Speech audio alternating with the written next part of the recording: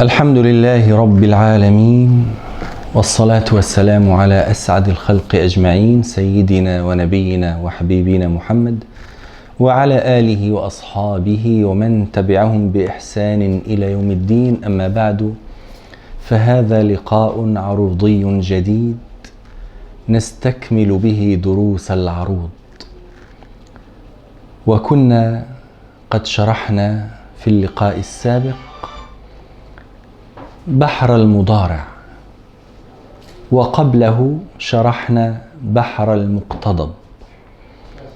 وفي هذا اللقاء إن شاء الله تعالى نتحدث عن بحر المجدث، وهذا البحر نختم به حديثنا عن بحور الشعر 16.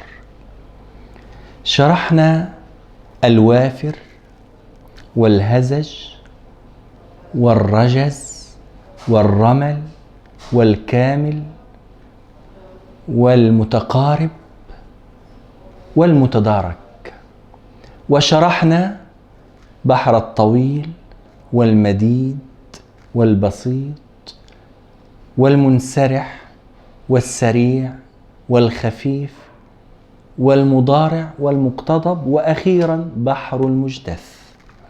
هذا البحر من البحور السهلة على الشعراء، يعني سهل على الشاعر أن ينظم قصائد على هذا الوزن، وبحر سهل وإيقاعه جميل وتستلذ الآذان بإيقاع هذا البحر. بحر المجدث من البحور المنتشرة في الشعر العربي قديما وحديثا، وعليه قصائد كثيرة مشهورة، وكتب عليه السادة الصوفية أيضا عدة قصائد مشهورة، كالإمام الشيخ عبد الرحيم البرعي الذي نظم عليه قصائد مشهورة في ديوانه، وأبو نواس، وأيضا طبعا هذا يعني عند القدماء أبو نواس والعباس بن الأحنف، وأيضا البهاء زهير عند الشعراء المصريين في العصر المملوكي، والشاعر القروي في لبنان، وأخيرا القصيدة المشهورة لكامل الشناوي، وهذا شاعر مصري كبير لكنه كان مقلا في كتابة الشعر، وله ديوان صغير ولكن كثير من قصائده مشهورة. بحر المجدث يتكون من مستفعل فاعلات، وقال أهل العروض إنه سمي بهذا الاسم لأنه اجتثا، أي اقتطعا أو أخذا من بحر الخفيف، فهناك علاقة بين المجتث والخفيف. الخفيف يتكون من فاعلات مستفعل فاعلات، ولكن مستفعل التي في الخفيف والتي في المجتث ليست مستفعل المكونة لبحر الرجز أو التي تأتي في بحر البسيط. مستفعل فاعل مستفعل فاعل. مستفعل التي يتكون منها بحر الرجز تتكون هي من سببين خفيفين ووتد مجموع، أما مستفعل التي في الخفيف والتي في المجتث فتتكون من سببين خفيفين بينهما وتد مفروق. تتكون من سببين خفيفين بينهما وتد مفروق، ونعلم أن الوتد المفروق يتكون من حركتين بينهما ساكن، يعني مستفعل مس هذه سبب خفيف، تفعي وتد مفروق، لن سبب خفيف، كما هنا على السبورة. العين مفصولة عن اللام، العين مستفعي مفصولة، بخلاف مستفعل التي في بحر الرجز، فالعين موصولة باللام دلالة على أن آخرها وتد مجموع. طيب شكرا جزيلا. لا مش هيكمل، هي أقل. طيب أنا لقيتها؟ طب الدرس القادم إن شاء الله. شكرا جزيلا. نعود إلى حديثنا. المجتث كما قلنا يتكون من مستفعل صاحبة أو ذات الوتد أو الوتد المفروق، ثم فاعلات. هذا في كل شطر، مستفعل فاعلات في شطر، ومستفعل فاعلات في الشطر الثاني. كان بحر الخفيف أو بحر الخفيف دائما يتكون من الخفيف التام فاعلات مستفعل فاعلات. إذن الفرق بين المجتث والخفيف زيادة تفعيلة. الخفيف في أوله فاعلات، حذفنا فاعلات التي في أول كل شطر، فبقي معنا مستفعل فاعلات في كل شطر. طيب أهل العروض أو العروضيون القدماء نجد في كتبهم أن هذا البحر له صورة واحدة، ولكن الشعراء المعاصرين أضافوا صورة أخرى، والقدماء أيضا كتبوا على هذه الصورة، ولكن المعاصرون أضافوا صورا كثيرة، تقريبا أضافوا 6 صور جديدة أو تجديدية على وزن بحر المجتث، ولكن نحن سنكتفي بالصورة القديمة والصورة التراثية المعاصرة في الوقت نفسه، يعني لم يذكرها الخليل وإنما ذكرها من بعده، وصورة واحدة من صور الشعراء المعاصرين، ونكتفي من هذا يعني ب3 صور. طيب الصورة الأولى عليها هذا المثال المشهور أو الشاهد المشهور. قال رجل من أهل مكة: البطن منها خميص. البطن يعني هو يصف امرأة، البطن منها خميص. خميص يعني ضامر، يعني ليس لها كرش، دلالة على رشاقتها وأناقتها. البطن بطن حبيبته منها خميص، والوجه مثل الهلال. البطن من مستفعل، ها خميص فاعلات. البطن من مستفعل، ها خميص فاعلات، والوجه مثل مستفعل، للهلال فاعلات. والخصر منها نحيل، والجيد مثل الغزال.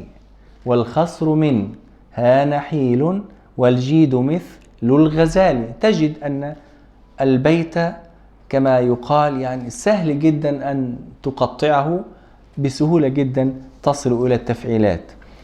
طيب أبو نواس يقول على هذا الوزن أو على هذه الصورة: الورد في وجنتيه، والسحر في مقلتيه، وإن عصاه لساني، فالقلب طوع يديه. يا ظالما لست أدري، أدعو له أم عليه. ترى يا ظالما مستفعل، لست أدري فاعلات، أدعو له مستفعل، أم عليه فاعلات. يعني الكلمات تمشي مع التفعيلات بسهولة جدا. ويقول العباس بن الأحنف: ما زلت أسخر ممن، ما زلت مستفعل، خر ممن، هذه فاعلات.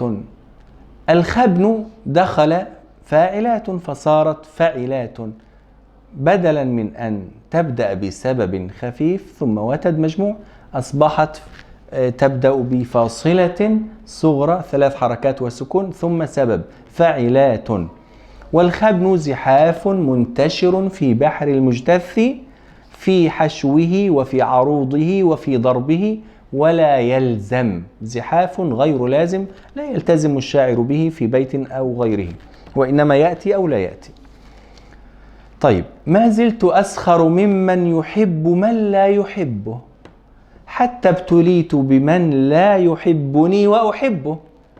يهوى بعادي وهجري، ومنيت الدهر قربه. ويقول البهاء زهير، هذه أبيات سهلة جدا على المجتث: تعيش أنت وتبقى، تعيش أن متفعل فيها خب، وتبقى فاعلات أيضا مخبونة. أنا الذي متفعل، أنا الذي مت حقا، مت حقا فاعلات. حاشاك يا نور عيني تلقى الذي أنا ألقى. قد كان ما كان مني والله خير وأبقى. ولم أجد بين موتي وبين هجرك فرقا. يا أنعم الناس بالا إلى متى فيك أشقى. أبيات واضحة وسهلة، أم فيها شيء صعب؟ شو محمد؟ صعبة؟ في حاجة صعبة؟ سهل إن شاء الله. طيب نكتب شاهدا أو شاهدين.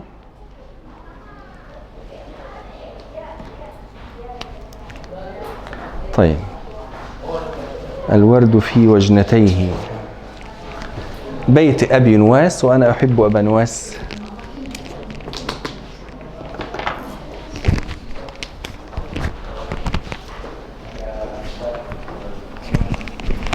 الورد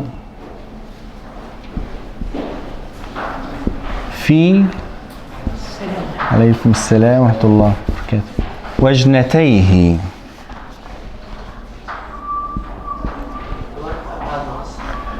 والسحر في مقلتيه. هذا بيت أبي نواس كما قلنا.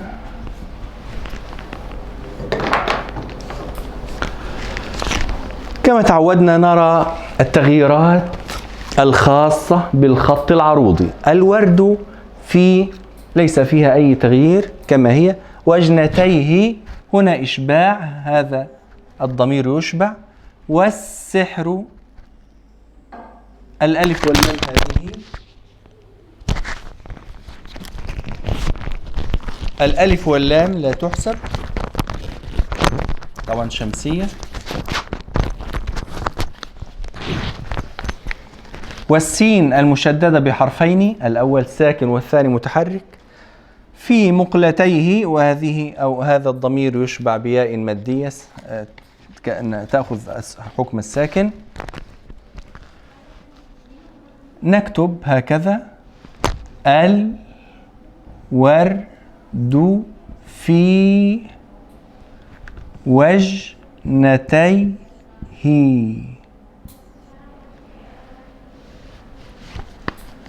عفوا، نحن نسينا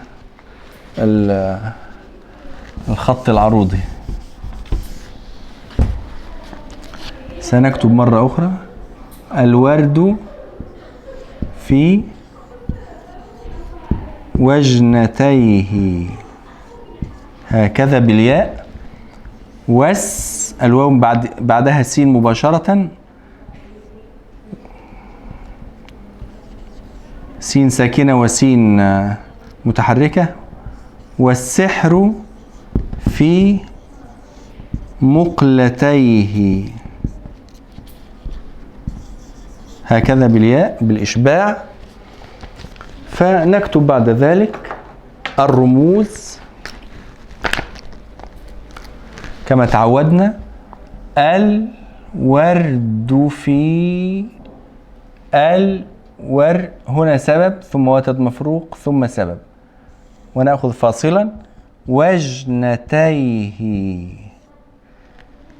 والسحر في، شوف تأمل، سبب وتد مفروق سبب، مقلتيه. إذن هنا مستفعل،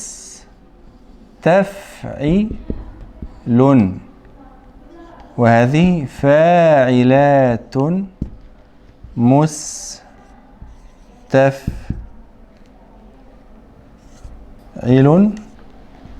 فاعلات.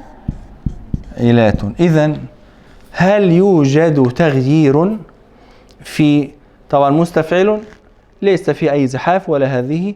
إذن هذا البيت بيت سلم من الزحافات، يعني سلم من الخبن أو أي شيء آخر. طبعا الخبن هو الذي يدخل هذا البحر، ولا يدخله الطي، لأن مستفعل هذه رابعها أوسط الوتد المفروق، والطي زحاف يدخل على الأسباب ولا يدخل على الأوتاد. إذن وإنما الطي يدخل مستفعل التي في الرجز والتي أيضا في البسيط. طيب، إذن هذا بيت سلمت أجزاؤه أي تفعيلاته من الزحافات، ولذلك يعد نموذجا عند العروضيين. العروضيون القدماء كانوا حريصين حين يستشهدون ببيت على إحدى الصور في أي بحر أن يكون هذا البيت خاليا من الزحافات، يعني أن يكون نموذجا على القاعدة، يعني مستفعل فاعلات مستفعل فاعلات، ولا يأتي مثلا فيه متفعل أو فاعلات المخبونة. طيب، نأخذ بيتا آخر. إذن هذه العروض، هذه العروض كما تعودنا نكتب العروض صحيحة، وهذا الضرب، والضرب صحيح. طيب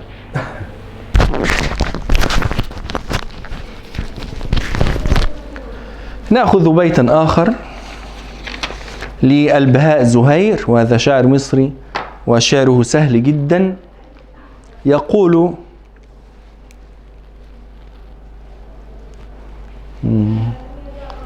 يا أنعم الناس بالا، يا أنعم الناس بالا، إلى متى فيك أشقى.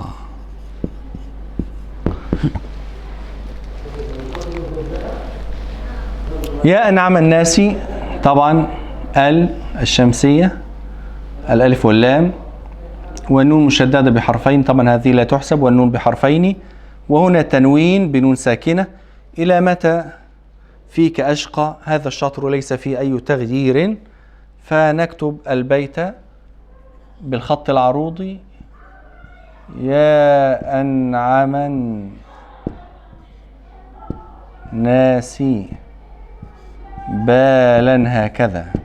يا أنعم، الميم دخلت على النون مباشرة فسقط ما بينهما. يا أنعم الناس بالا، هكذا بنون تنوين. إلى متى، ليس فيها أي تغيير. فيك أشقى.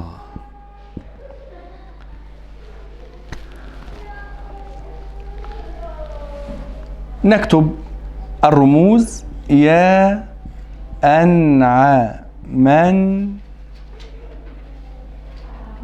عند النون الأولى الساكنة تنتهي التفعيلة. ناسي بالا، إلى متى فيك أشقى. يا أنعمن مستفعل،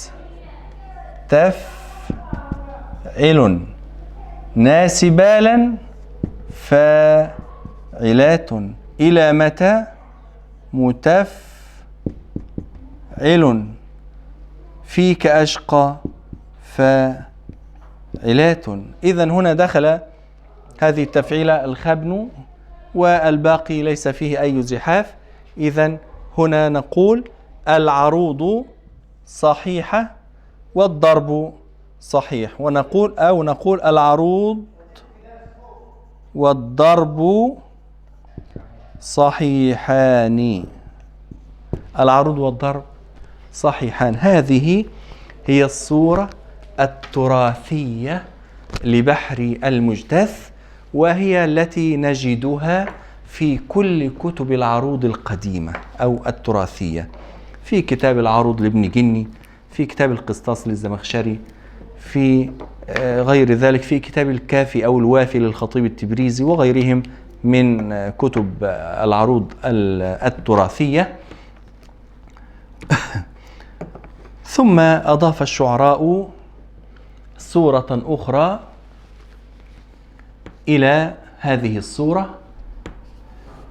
فمثلا يقول الشاعر القروي: يا هند حانت وفاتي، يا هند حانت وفاتي، وكل آت قريب، قولي إذا زرت قبري، والشمس عند المغيب، أزكى تحيات قلبي على تراب الحبيب.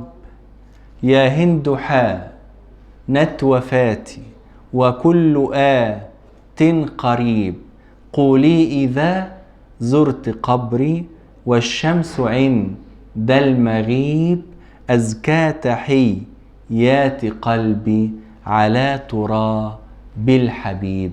ماذا ترون في هذا البيت أو هذه الأبيات؟ العروض صحيحة. مثلا يا هند مستفعل، نت وفاتي فاعلات، وكل متفعل، قريب، قريب فاعلات أو فاعلان. ماذا فيها؟ هذا التغيير مر علينا كثيرا جدا في أكثر أو في عدة بحور. فاعلات حذفنا النون الساكنة وسكننا اللام التي قبلها فصارت فاعل، يعني فاعلات أصبحت فاعلات، وتنقل إلى فاعلان لسهولتها وألفتها. إذا ماذا يسمى هذا التغيير يا شيخ محمد؟ القصر. نعم، فتح الله عليك، جميل. القصر مر علينا في عدة بحور. نعم، في الرمل، وأيضا في المديد، وفي غير ذلك أيضا. طيب. ويقول نزار قباني: تساءلت في حنان عن حبنا كيف كان، وكيف نحن استحلنا حرائقا في ثوان. يعني أبيات سهلة جدا في المعاني والوزن كذلك. تساءلت متفعل، في حنان، هنا تصريع في البيت الأول، في حنان فاعلات، عن حبنا مستفعل، كيف كان فاعلات، وكيف متفعل، نستحلنا يعني تحولنا وتغيرنا، فاعلات، حرائقا متفعل، في ثوان فاعلات. طيب نقطع بيتا. نأخذ بيت الشاعر القروي: أزكى تحيات قلبي على تراب الحبيب. طبعا هذه هي الصورة الثانية: أزكى تحيات قلبي على تراب الحبيب. هنا أزكى ليس فيها تغييرات، تحيات فيها الياء المشددة بيائين، الأولى الياء الأولى ساكنة والثانية متحركة.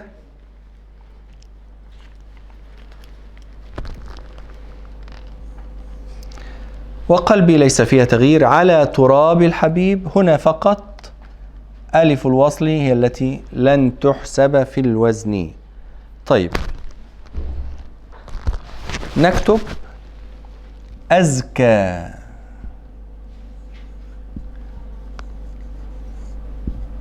تحيات، هكذا بيائين، تحيات قلبي على تراب، الباء دخلت على اللام فسقطت ألف الوصل، على تراب الحبيب. وطبعا الباء مقيدة يعني ساكنة، فالقافية هنا أو الروي ساكن. فنكتب الرموز: أزكى تحي عند الياء الأولى تنتهي التفعيلة، يات قلبي على ترى عند الألف بالحبيب، آخرها ساكنان، آخرها ساكنان. إذن هذا فاعلات أو فاعلان. طيب نكتب التفعيلات. مستفعل،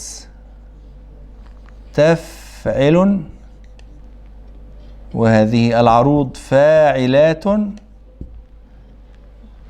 وهذه متفعل، وهذه هذا الضرب فاعلات، هكذا فاعلات.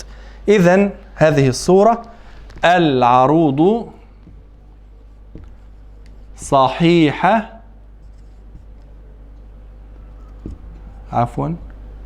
والضرب مقصور. والقصر هو حذف ساكن السبب الخفيف وإسكان ما قبله، وبه تصير فاعلات إلى فاعلات. أزكى تحيات قلبي على ترى بالحبيب.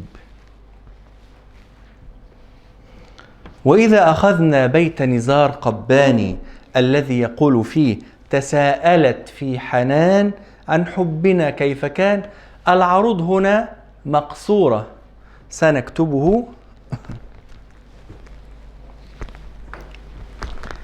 هذا بيت نزار: تساءلت في حنان عن حبنا كيف كان. هنا تساءلت متفعل، في حنان فاعلات، عن حبنا مستفعل، كيف كان فاعلات. إذن نحن نعرف أن عروض المجتث دائما صحيحة، ولكنها في هذه الصورة جاءت مقصورة. العروض جاءت مقصورة لأجل التصريع، وقلنا هذا مرارا إن الشاعر أحيانا يغير في أول بيت في القصيدة، يغير من صورة العروض حتى توافق صورة الضرب في الوزن، وكذلك يكون حريصا على أن توافقها أيضا في الحرف الأخير في الروي. ثم بعد ذلك في البيت الثاني ينتقل إلى الصورة الأصلية، وهي هنا العروض الصحيحة، كما قال في البيت الثاني: وكيف نحن استحلنا متفعل فاعلات حرائقا في ثوان. إذن هذه العروض لما يأتينا بيت مثل هذا نقول العروض جاءت مقصورة لأجل التصريع، وأصلها الصحة، أو وأصلها أنها تكون صحيحة. فالشاعر هنا غير صورتها من الصحة إلى القصر لأجل التصريع. طيب، هذه هي الصورة الثانية التي نظم عليها كثير من الشعراء المعاصرين.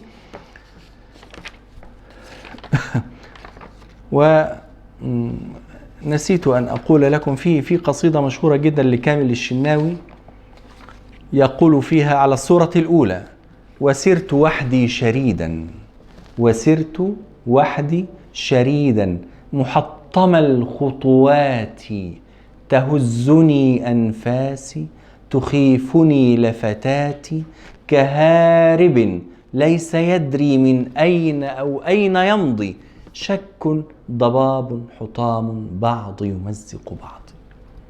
تجدون الأبيات سهلة جدا والإيقاع واضح. يقول: وسرت وحدي شريدا، وسرت متفعل، دي شريدا فاعلات، محطم متفعل، خطواتي فاعلات، فيها خبر، وهذا جائز. لكن البيت الثاني نريد أن نعلق عليه. يقول كامل الشناوي: تهزني أنفاسي. تلاحظون نريد أن نكتب هذا البيت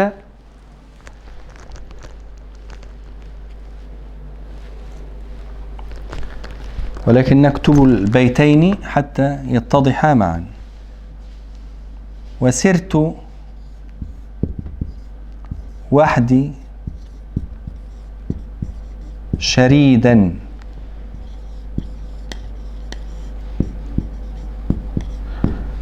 محطم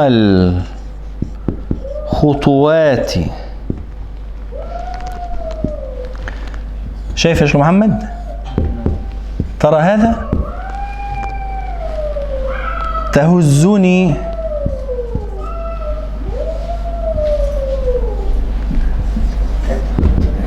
أنفاسي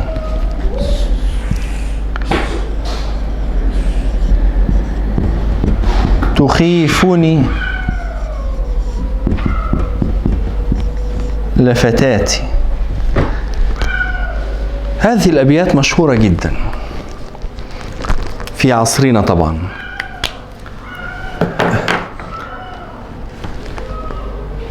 لاحظوا عند كلمة أنفاسي وهي نهاية الشطر الأول، تهزني متفعل أنفاسي. كيف نقطع أنفاسي؟ تهزني أنفاسي فالات أو مستفعل أو مفعول. ما معنى هذا؟ أنها مكونة من 3 أسباب خفيفة، مكونة من 3 أسباب.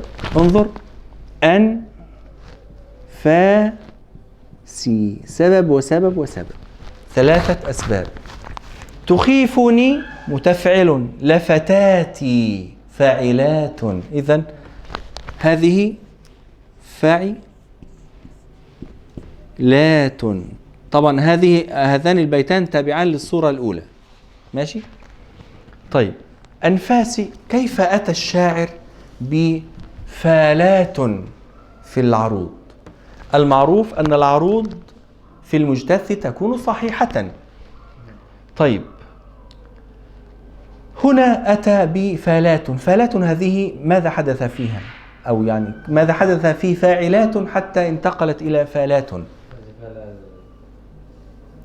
الأول حرف من وتد مجموع.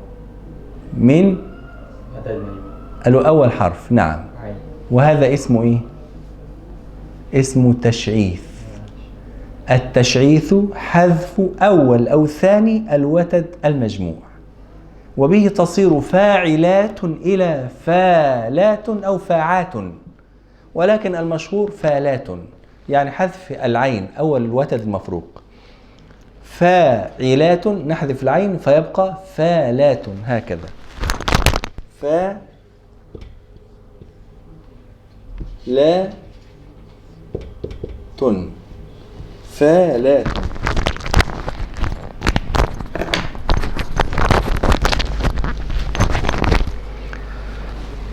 الشاعر هنا بالتأكيد أنه لم يجد كلمة مناسبة للمعنى الذي يريده، ويعني يود أن يوصله إلى القارئ أو المستمع، لأن هذه القصيدة غنيت. لم يجد كلمة تؤدي المعنى الذي يريده مثل ما تؤديه كلمة أنفاسي، فاضطر إلى استعمالها ولم ينقحها بكلمة أخرى، أو لم يأتي بكلمة أخرى تناسب القاعدة العروضية فتكون على وزن فاعلات. فالشاعر، لا نقول إن كامل الشناوي كان ضعيفا في العروض، لا، هو كان أكيد أي شاعر متمكن عالم في العروض، فهو يعرف أن هذه فالات، يعني 3 أسباب خفيفة، ولكنه يريد أن يبقي على هذه الكلمة تهزني أنفاسي، والمعنى فعلا معنى يعني عالي جدا وواضح. أنفاسه تهز، يعني أنفاسه قوية وشديدة جدا، أنفاس قلب أحيانا، يعني الأنفاس تكون يشعر الإنسان بها. تهزني أنفاسي تخيفني لفتاتي. فلم يأتي بكلمة تغير المعنى الذي يريده، وأصر على أن تكون هذه الكلمة كلمة أنفاسي موجودة في البيت بالرغم من مخالفتها للقاعدة العروضية، وهي أن العروض لا بد أن تكون في المجتث صحيحة على وزن فاعلة. تمام؟ طيب، هذا ما أردت بيانه من هذه الأبيات لكامل الشناوي رحمه الله. وبالمناسبة كامل الشناوي متى؟ سنة 1965 ميلادية. طيب، نأتي إلى الصورة الأخيرة، وهي صورة جديدة أيضا، ولكن على هذه الصورة كتب كثير من الشعراء المعاصرين. على هذه الصورة كتب كثير من الشعراء المعاصرين، ومنهم فاروق شوشة رحمه الله، الذي يقول في إحدى قصائده في ديوانه إلى مسافرة، يقول: طيف من الذكرى. هذا هو الشطر الأول. طيف من الذكرى. ممكن تصورها شيخ محمد بالهاتف، ممكن تصور السبورة كلها. طيف من الذكرى يسري بأعتابك، إن طاف أو مر في كأس أحبابك، أبصرتهم هاموا في قدس محرابك، أرواحهم نشوى ظمأ لأعنابك، يا ليتني أبقى وجدي على بابك. ماذا تلاحظون في هذه الأبيات؟ طيف من الذكرى مستفعل فاعل. طيف من الذكرى مستفعل فاعل. فاعل هذه أصلها فاعلات. يسري بأعتابك، يسري بأعتابك مستفعل فاعل. إن طاف أو مر، إن طاف أو مستفعل مر فاعل. في كأس أحبابك مستفعل فاعل. إذن ماذا تلاحظون؟ العروض والضرب وزنهما على فاعل. فماذا حدث في فاعلات حتى تحولت وانتقلت إلى فاعل؟ وإن دخل الحذف. أيوة، حذف السبب الخفيف تن. جميل. إن دخل والقطع. الحذف الأخير الوتد المجموع وإسكان ما قبله. جميل. واجتماع الحذف والقطع يسمى بترا. مضى علينا أو مر علينا البتر في المتقارب، وأيضا مر علينا في المديد. طيب، إذن هذا ليس مصطلحا جديدا، والقصر ليس مصطلحا جديدا. إذن بحر المجتث ليس فيه مصطلحات جديدة بالنسبة لنا، وإنما كل المصطلحات التي مرت علينا فيه الآن مرت علينا من قبل عدة مرات. طيب، نريد أن نكتب هذين البيتين لفاروق شوشة. طيب، نمسح هذا.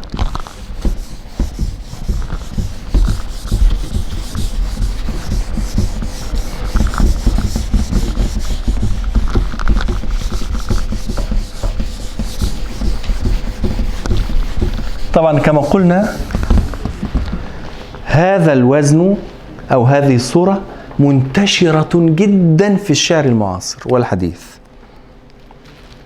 طيف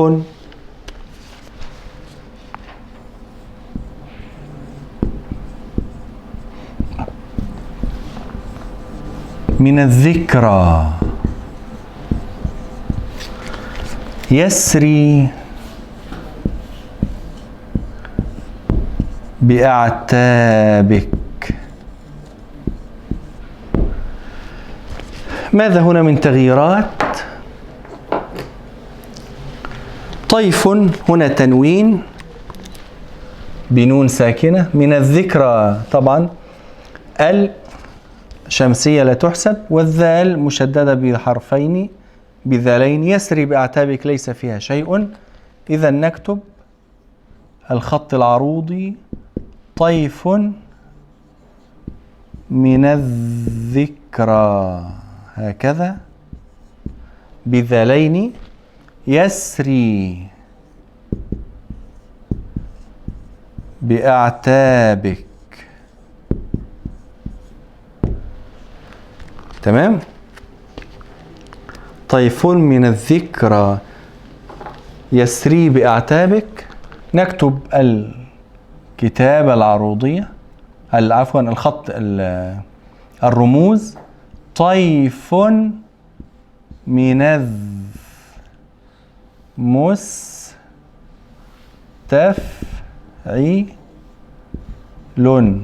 ذكرى فاعل،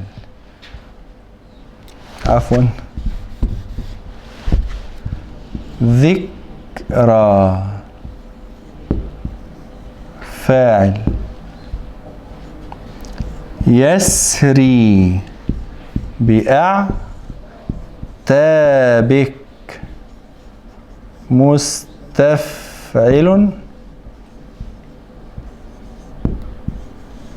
فاعل.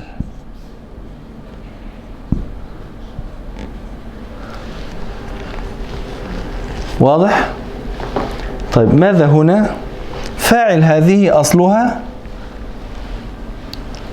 نكتب هنا فاعلات فاعلات، حذفنا هذا فبقي معنا فاعلا، ثم حذفنا هذا الساكن وهو ساكن الوتد المجموع، وسكننا الحرف المتحرك قبله فبقي معنا فاعل.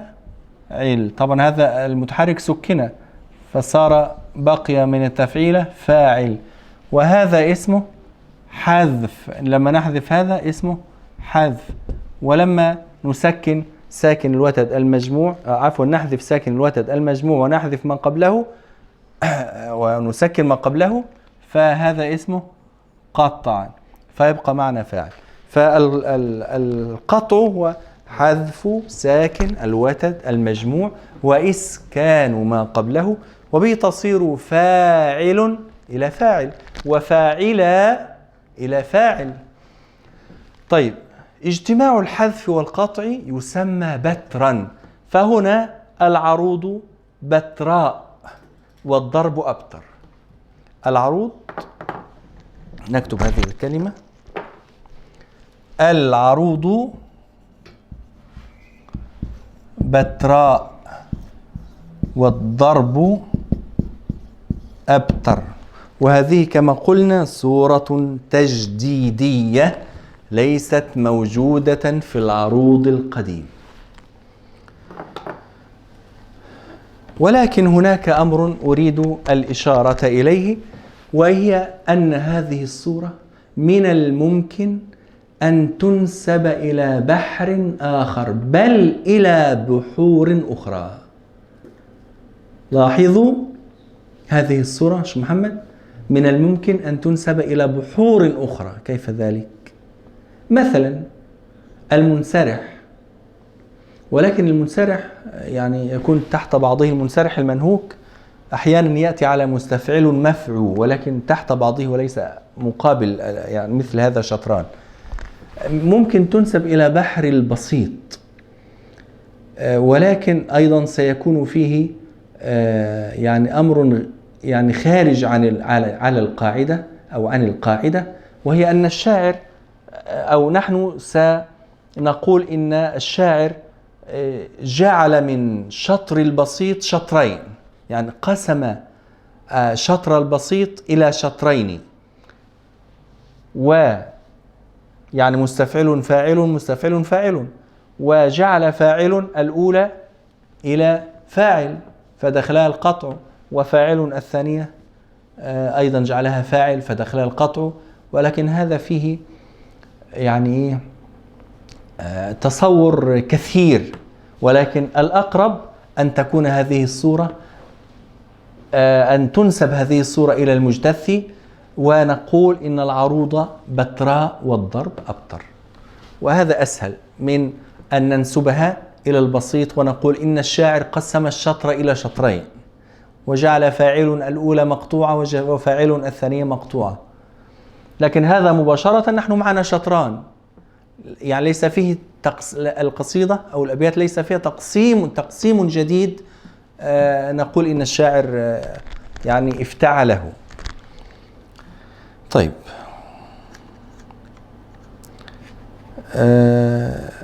طبعا كما قلنا إن هذه الصورة أو هذا الوزن الجديد كتب عليه كثير جدا. أنا قابلني عشرات القصائد على هذا الوزن، وأنا كتبت عليه يعني قصيدة من مدة أيضا على نفس الوزن، مستفعل فاعل. طيب، نريد أن نختم بكلمة لأستاذنا الدكتور محمد حماسة عبد اللطيف، وهي تعد إجابة لسؤال كثيرا ما يسأله دارس العروض. دائما يسأل الطالب كيف أصل إلى مرحلة أن أعرف الوزن مباشرة أو بسهولة أو بسرعة. فالدكتور حماسة رحمه الله في كتابه البناء العروضي للقصيدة العربية يقول إن نغمة أي بحر لا تثبت في ذهن الدارس إلا بعد كثير من المرانة، يعني المرانة وهي مصدر غير متداول، إلا بعد كثير من المرانة والممارسة وقراءة الشعر المتصلة الصحيحة، يعني تقرأ الشعر قراءة صحيحة ليس فيها أخطاء نحوية أو كذا، وقراءة الشعر المتصلة، قراءة متصلة الصحيحة التي تتذوق نغمته وموسيقاه. يعني الطالب أو الدارس لعلم العروض إذا أراد أن يصل إلى بحر أي بيت بسهولة لابد أولا من أن يمرن نفسه على قراءة الشعر قراءة كثيرة متصلة، يعني لا يقرأ يوما في الأسبوع ويسكت، أو يوما في الشهر ويسكت ويصمت يعني ظهرا، ويقرأ الشعر وهو يتذوقه وهو يحبه. وكنا في إحدى اللقاءات هنا في أحد الدروس كان فيه درس للمراجعة وهو الدرس 25، كنت أستمع إليه أمس، وفي هذا الدرس عملنا مراجعة للبحور كلها التي شرحناها في ذلك الحين، وقلنا، وكان نفس هذا السؤال سأله أحدكم، فقلت أولا لابد أن تجيد علم النحو حتى تقرأ الشعر قراءة صحيحة، وأن يكون في ذهنك تكوينات البحور كلها 16 بحرا، كل بحر مكون من كذا وكذا، خلاص يكون هذا ثابتا كاسمك تماما، تحفظه كاسمك، وتحفظ أيضا المصطلحات التي تتكرر. يعني مثلا المجتث ينتشر فيه الخبن ويدخله القصر والبتر، دعنا من البتر لأن هذا أمر جديد على القدماء، الخبن والقصر، يعني أيضا القصر أمر صورة جديدة. في الوافر يدخل القطف والعصب والحذف، والكامل يدخل الإضمار، والرجز يدخل الخبن والطي، والطويل يدخل القبض، فعول تكون فعول، وهكذا.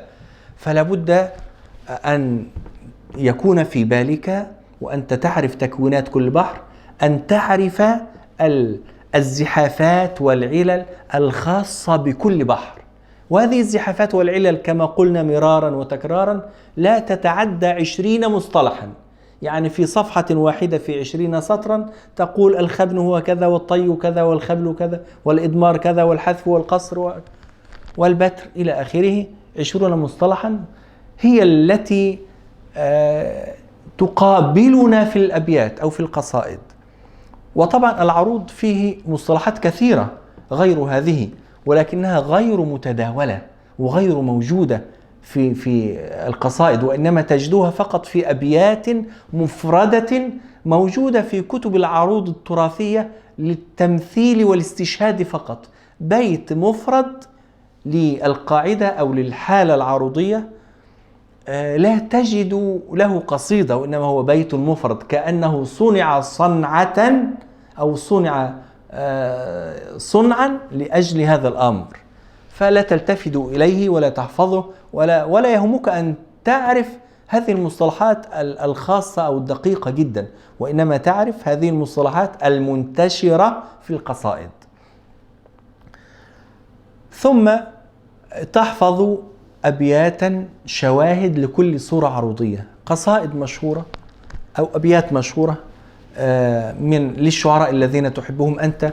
هناك دواوين كثيرة، وهناك مختارات شعرية، مثلا الحماسة لأبي تمام والحماسة للبحتري والمفضليات والأصمعيات، بالإضافة إلى مختارات المعاصرين.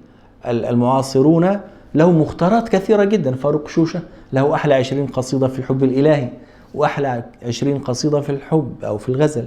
وأدونيس له مختارات شعرية في عصور العربية كلها. ووديع فلسطين له مختارات شعرية، والطاهر مكي له مختارات شعرية من الشعر المعاصر، يعني مختارات شعرية كثيرة جدا. هذه الكتب يعني كتب المختارات الشعرية تقرأها وتنتخب لنفسك أبياتا سهلة وتوظفها في الصور العروضية للبحور كلها. بالإضافة إلى كتب العروض قد تجد فيها أبياتا سهلة، ونحن كنا حريصين على أن تكون الأبيات التي نستشهد بها أبياتا سهلة مشهورة، أو يعني يفهم معناها بسرعة وبسهولة، بعكس الشواهد العروضية الموجودة في كتب العروض التراثية، فهي صعبة وتحتاج إلى شرح. ويعني هي كانت لزمن هؤلاء المتقدمين. نحن إذا أردنا أن نشرح أو نستشهد مثلا يا لبكر بيت مهلهل في المديد الأول، السورة الأولى من المديد مثلا: يا لبكر أنشروا لي كليبا، يا لبكر أين الفرار. حتى نستشهد بهذا البيت لابد أن أذكر لك معناه ومناسبته وقائله ولمن قيل، وقصة طويلة. يا لبكر مهلهل ابن ربيعة، وكانت قصة الثأر المشهورة. أنشروا لي، أنشروا يعني أحيوا، يطلب منهم أن يحيوا الميت. أنشروا لي كليبا، يا لبكر أين الفرار. وطبعا هذا مستحيل طبعا. فكل بيت له قصة، أو أكثر الأبيات لها قصة وتحتاج إلى وقت طويل. لكن الأبيات المعاصرة مثلا مثل هذا: طيف من الذكرى يسري بأعتابك، واضح معنا. مثلا طبعا هذا بيت قديم وليس قديما جدا للبهاء زهير، ولكن البهاء زهير رحمه الله أبياته سهلة جدا، كانت لغة شعره قريبة من العامة. يا أنعم الناس بالا إلى متى فيك أشقى. تظن أنه كلام عادي، يعني من الممكن أن تتحدث به بينك وبين غيرك. يا أنعم الناس بالا إلى متى فيك أشقى. فالمعنى واضح، بعكس الأبيات أو الشواهد العروضية في كتب التراث العروضي، فتحتاج إلى وقت طويل لشرحها. طب يعني أنت تحفظ أبياتا أو قصائد أو منتخبات من قصائد لنفسك على هذه الصور، وتكرر هذه الشواهد الشعرية حتى تثبت أو يثبت في ذهنك نغمة كل صورة أو كل بحر. يعني وبخاصة الصور المشهورة للبحور، يعني الوافر التام، الكامل المجزوء أيضا معروف، البسيط التام، البحر الطويل بصوره الثلاثة كلها مشهورة، بصوره الثلاثة كلها مشهورة طبعا الصور كلها. الخفيف الأول، الصورة الأولى من الخفيف، والخفيف المجزوء أيضا الصورة الأولى منه، والمنسرح له صورتان مشهورتان، والسريع مشهور طبعا عدة صور فيه، والمجتث هذه الصورة الأولى. يعني الصور المشهورة تحفظ لها عدة قصائد حتى تثبت أو يثبت في ذهنك وفي عقلك وفي باطنك ونفسك نغمة كل صورة. تمام؟ هذا يحتاج إلى وقت طبعا، ليس في يوم وليلة، هذا يحتاج إلى وقت، لكنك في النهاية وفي الآخر ستصل إلى معرفة أي بحر من دون معرفة بحر أي بيت، من دون أن نكتب وكما نحن نفعل هكذا ونقول إن البيت فيه تنوين وفيه تجديد وفيه همزة ألف وصل وألف الشمسية ومثل هذه الأشياء الخاصة بالخط العروضي، وتكتب الخط العروضي والرموز الحركات والسواكن ثم التفعيلات. لا تحتاج إلى كل هذه المراحل، وإنما إذا فعلت ما قلناه ستصل إلى البحر مباشرة فور قراءته هكذا أو فور الاستماع إليه من غيرك. ونسأل الله تعالى أن يعلمنا ما ينفعنا وأن ينفعنا بما علمنا، إنه على كل شيء قدير. بهذا أيها الأحبة ينتهي حديثنا عن البحور 16. كان بحر المجتث هو آخر بحر في هذه البحور، ونحمد الله تعالى على أن أحيانا إلى إتمام هذه البحور كلها. وإن شاء الله تعالى سنبدأ حديثنا عن القافية إن شاء الله في الدروس القادمة، ولكن قبلها سنتحدث في درس واحد عن دوائر الشعر، هذه الدوائر التي تدل على عبقرية الخليل بن أحمد رحمه الله وغفر له. والسلام عليكم ورحمة الله.